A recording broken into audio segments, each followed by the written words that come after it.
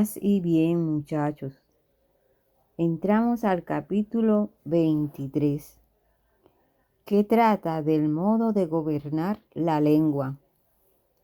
El Salmo 18 le hace a Dios una importante petición. Oh Señor, que te sean tan agradables las palabras de mi boca, y para ello que te sean agradables también los pensamientos de mi corazón.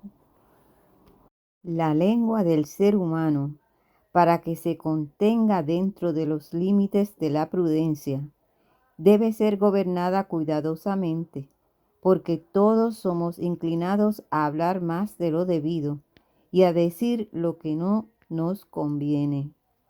O como dice el apóstol Santiago, los seres humanos somos capaces hasta de domar las mismas fieras, pero lo único que no logramos dominar completamente es la propia lengua.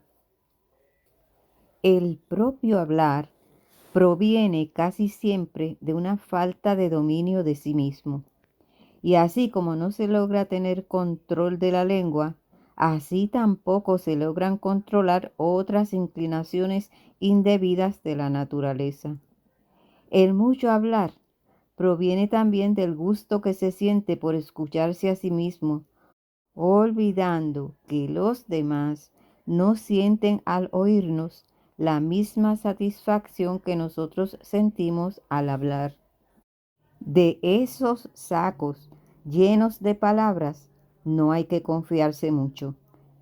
El hablar en demasía puede provenir de que estamos muy enamorados de nuestro propio parecer y queremos imponerlo a otros, pretendiendo dominar en la conversación y que todo mundo nos escuche como maestros.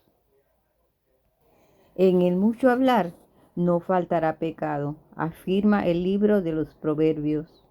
Y es que la locuacidad lleva a decir mentiras, a murmurar, a contar lo que se debe callar, a pronunciar palabras inútiles y hasta dañosas. Cuidado con el énfasis. Se llama énfasis el darle demasiada fuerza a las expresiones que decimos. No hay que hablar jamás de sí mismo, ni de las propias cosas o de los familiares, sino cuando haya una verdadera necesidad de hacerlo. Y en estos casos hay que proceder con gran moderación y ser lo más breves posibles. Del prójimo. Del prójimo o se habla bien o no se habla. En esto, como en todas nuestras conversaciones, deberíamos practicar esta regla o norma que aconsejaban los antiguos directores espirituales.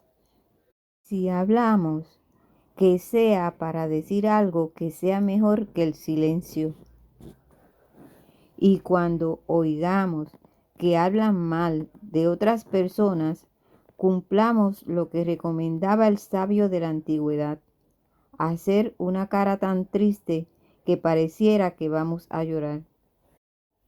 Un sacerdote que tenía fama de ser un verdadero hombre de Dios, al oír un día un colega hablar mal de otro, le dijo: ¿Usted qué gana con decir eso?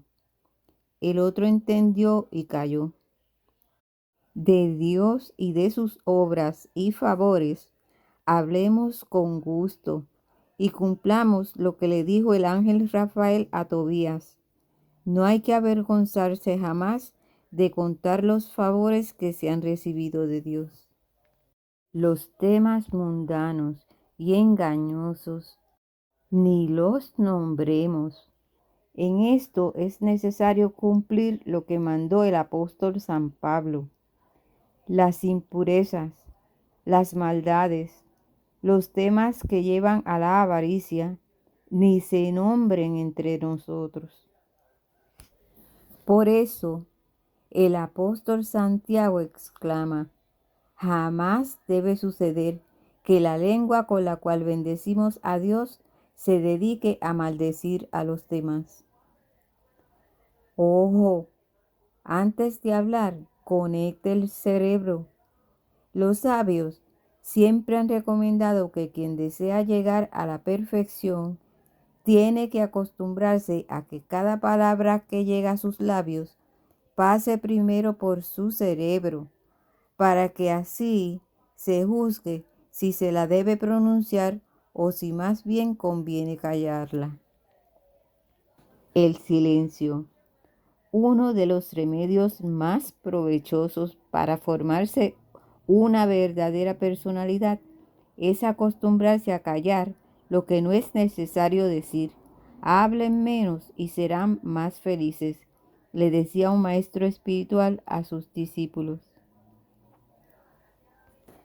Para lograr acostumbrarse a guardar silencio, es muy provechoso pensar y meditar en las grandes ventajas que se consiguen callando y en los males que llegan por hablar más de la cuenta. A callarse se aprende callando.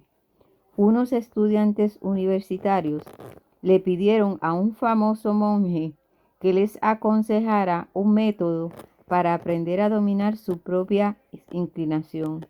Y él, por única respuesta, se hizo una cruz sobre los labios.